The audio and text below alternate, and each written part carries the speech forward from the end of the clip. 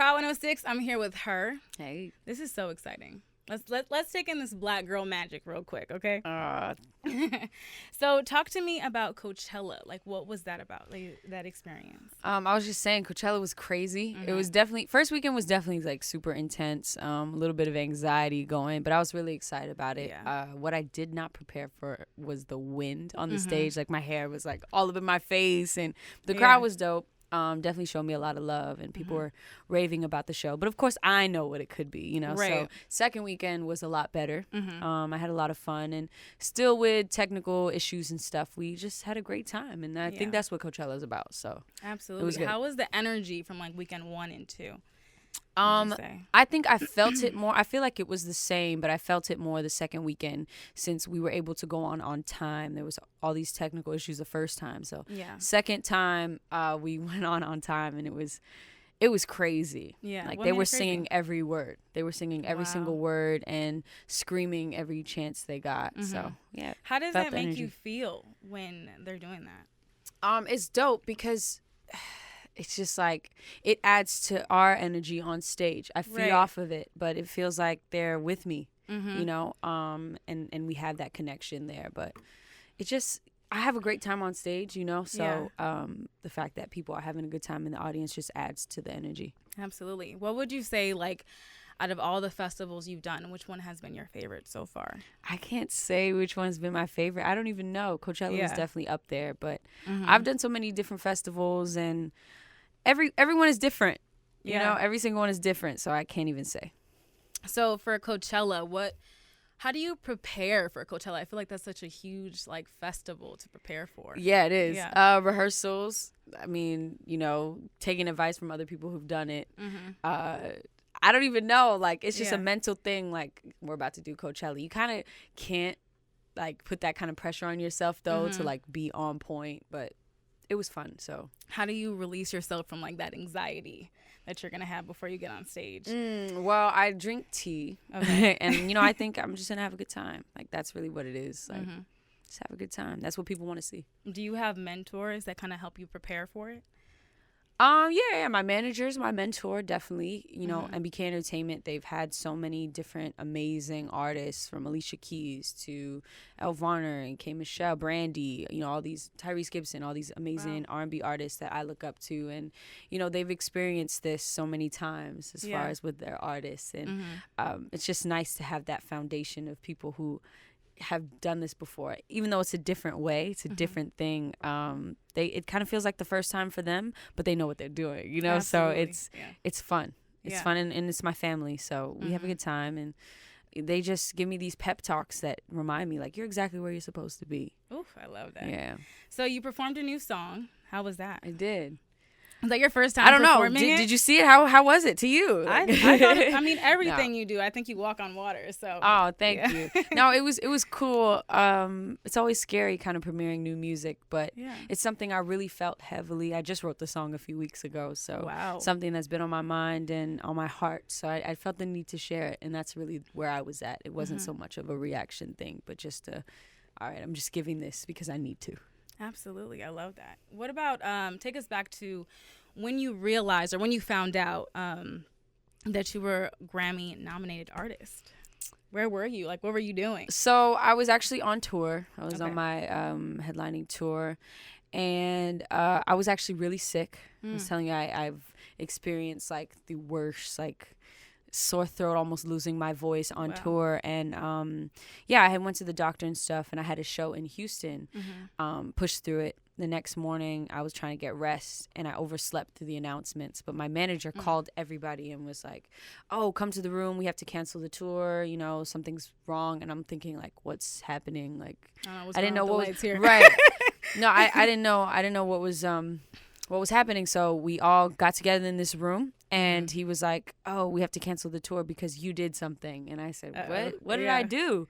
He's like, you got nominated for 5 Grammys. We didn't cancel the tour, but he dropped the news, and everybody was crying and screaming. And it was honestly one of the like top 5 favorite moments of my life. Like, finding out I was nominated for 5 Grammys was like, what? Like, crazy. off my, my projects alone. insane. And that you were awarded too. When they announced your name, like, what was that feeling you had? It was like, I didn't know what to do. I don't know if you saw my reaction, but I was like, I didn't know what to do. You know, I was surrounded by people I loved. I didn't know what to do. I didn't even know how to react. It was like one of those moments, you know, one of those moments that I could never like recreate. Like you can only experience the first time, one time, you know? Absolutely.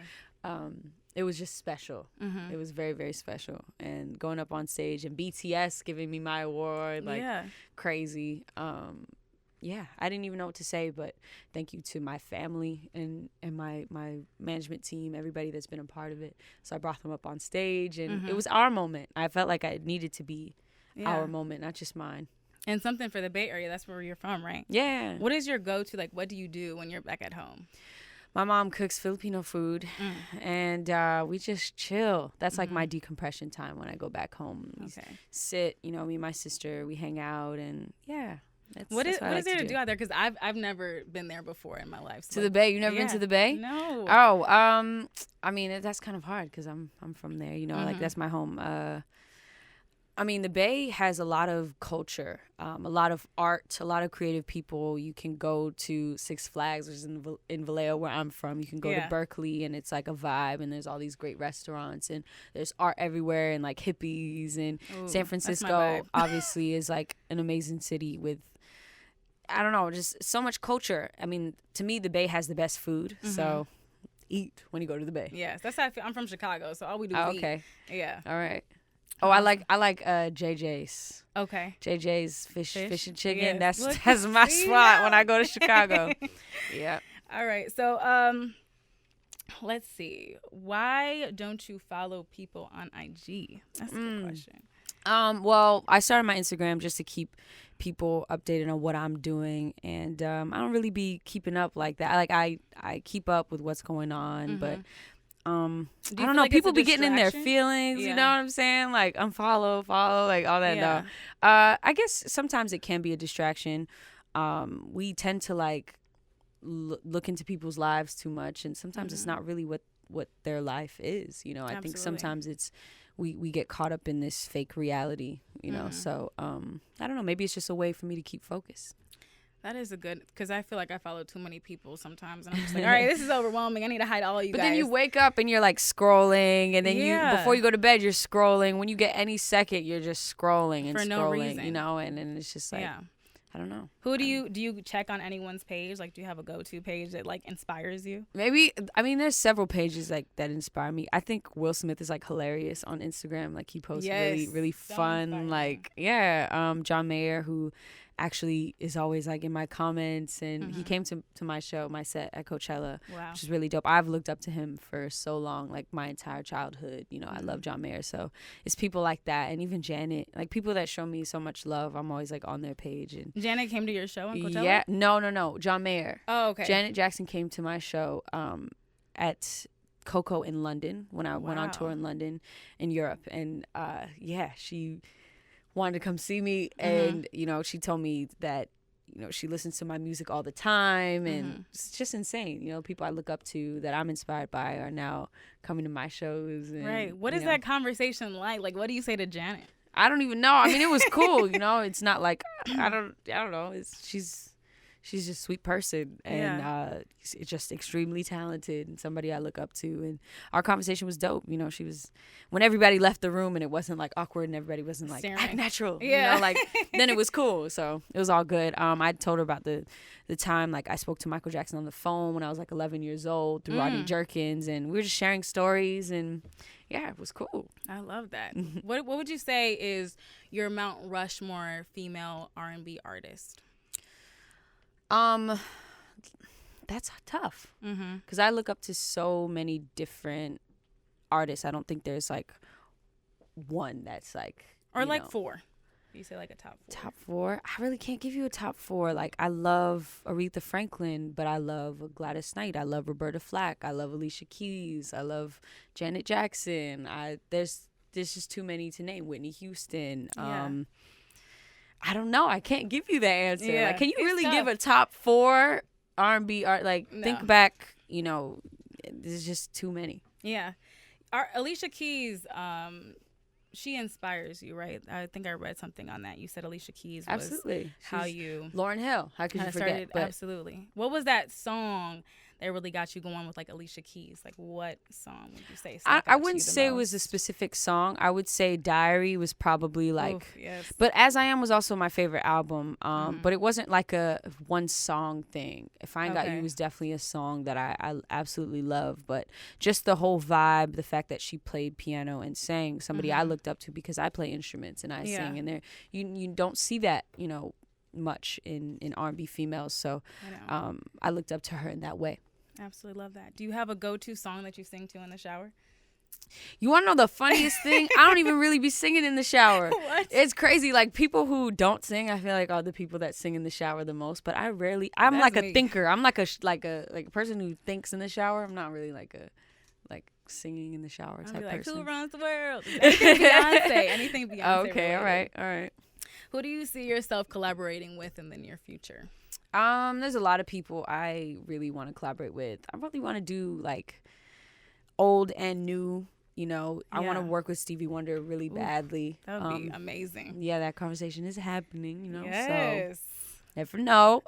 J. Cole's super dope. I mean, I don't know. There's a lot of people. Maybe Janet. You know, so yeah. There's a lot of artists that I really admire. That I think would be a dope collaboration. Who's been your favorite so far that you would say? That I've worked with? Yes. I don't have a favorite. Yeah. You know, every collaboration I do, I really try to make it special, like something that I love. It's always a thing. It's not like this is better than the other. Like it always has to be special to me. Okay. You know, obviously me and Daniel Caesar had like this amazing musical chemistry, and you know, we created a song at 4 a.m. off of just conversation and just vibing, which was best part. And wow. You know, every collaboration has to be special to me. So I don't really have a favorite, but do you have like a specific setup when you're preparing like for a song, or you're just with your friends and you're trying to vibe out? Like, do you have like candles set up? Do you have a specific I'm a loner, lighting? so I don't like a lot of people, you know, in my space when I'm creating. But I definitely like the lights super dim. You know, some studios be like department store lighting, and I'm like, it's just no vibe. Like, too bright. You know, some candles. I like colorful walls. So it depends on the studio I'm working in. But yeah, I like to talk a lot with whoever I'm collaborating with, whether it be a producer, whoever. I like to talk and just vibe. You know, we create the space. Absolutely. Yeah, it's not really a space I go to, but we create it. We create the vibe in the room. So are we dating? You know, we're busy. Yes. That's what we are. We're booked busy. and busy. Exactly. I'm married to the music, you know. What would you say, though? What would be your perfect date? My perfect date? I don't know, man. I'm really simple. I'm really simple. You know, we could get good old in and out, you know, and animal style fries. Yeah, you know? exactly. Right. And just, you know, listen to some music. I'm cool with that. A great playlist and food. That's all I need. Yes. What was that thought process when you wrote Focus? I absolutely loved that song. Very vulnerable. It wasn't even much of a thought process. It was like a very just, it was just a feeling. It's just like a vibe. It was like sweet. It was everything that day. Like, just vulnerable. I love that. What would you say is your favorite song that you perform? Do you have that like song that makes you so happy? And I can't have like a favorite song to perform because every song is like has to be like enjoyable for me. Like when I make my set, I make sure every moment. Feel Away is probably one of my favorite songs because it's more on the high energy side and Carried Away. Right. You know, I play guitar. I start out with guitar and then I pick up the bass and then I play on the keys and it's like a fun jam session moment. So maybe that's like my favorite. Well, thank you so much for being here. I thank truly you. Appreciate it. It's Black Girl Magic, Proud 106. Thank you, H.E.R. All right, thank you.